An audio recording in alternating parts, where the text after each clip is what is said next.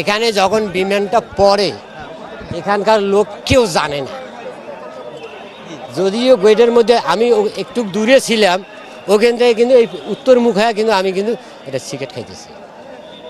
খাইতে এটা কিন্তু ঘটনা কিন্তু 1:15 যেই বলুন না কেন, আমি 1:14 আমি কিন্তু একটা জিনিস আর কি ব্যবহার করতেছি।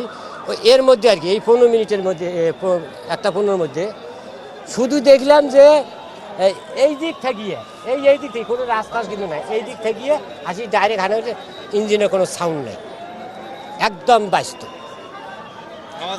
কোনো আওয়াজ নাই, খালি স্যাঁতস্যাঁতি একটা আওয়াজ ছিল, শুধু স্যাঁতস্যাঁতি পাখার একটা আওয়াজ থাকে না, বাতাসের একটা ধাক্কা দেওয়া, এই আওয়াজটা ছিল, কিন্তু ইঞ্জিনের কোনো আওয়াজ নাই।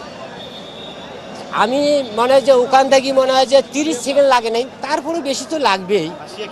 খালি শুধু দেখলামে যা আগুন ভিতরে খালি ঘুরতেছে, বাইরে কোনো আগুন নাই। বিমানটা মনে হয় যে তলদি কাই একজোট করে গোট করে থুয়ে দিচ্ছে, এইভাবে বিমানটা যায় ভিতরে। বিমান তো না, ফাইটার, প্রশিক্ষণটা এইটাকে গোছ করে থুয়ে দিচ্ছে। আর এই দক্ষিণ পাশে 2টা মহিলা মেয়ে, আর ওই সামনে মনে করেন যে একটা ছেলে আর একটা ছোট বাচ্চা পড়ে গেছে।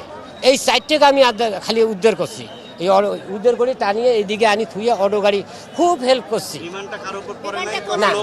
না, বিমান কারো উপরে পড়ে নাই, ওই জায়গাটা কিন্তু একটা ফাঁকা জায়গা কিন্তু, আর ওই জায়গাটা একটু রাস্তার ধারে একটু গর্ত, ঠিক 1 ফিটের মতন গর্ত।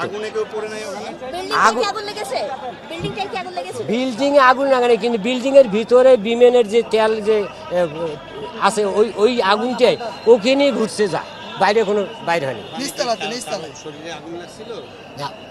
খালি না, আমি একটা লোক খালি দেখছি পাও 2টা এই পাশে খাড়ায় আছে, পশ্চিম পাশে পা খাড়া আছে, বিমানের তলে লোকটা বোঝা যায় আর কি, বিমানের তলে, কারণ যেহেতু উনি মাটির নিচে, আর বিমান তো বোঝেনি তো আর কি।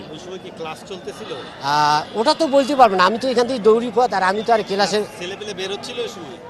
না, তেমন একটা কিন্তু লোক কিন্তু পোলাপান কিন্তু বাইরে হয়নি, তেমন একটা পোলাপান বাইরে হয়নি।